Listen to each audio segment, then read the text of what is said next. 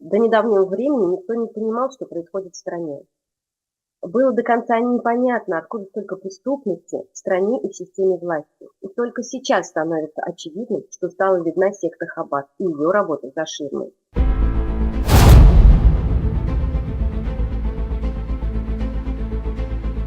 Это не абы какая секта. Это те люди, которые держат под контролем главных правительств ведущих стран мира и встречаются с ними.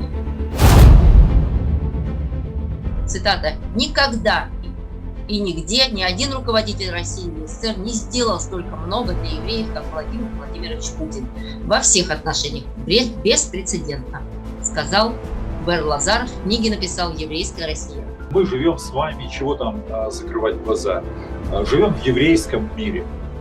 Все глобальные политические процессы, они управляются еврейскими игроками. При всей той роковой роли, которую Хаббат играет и на Украине, и в украинском конфликте.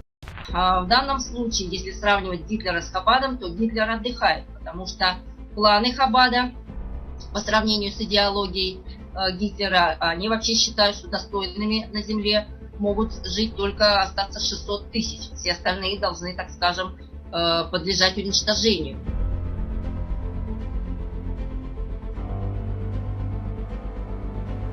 Народом России было подано в администрацию президента открытое заявление о необходимости проверки роли международного движения Хаббат в катастрофических событиях в России.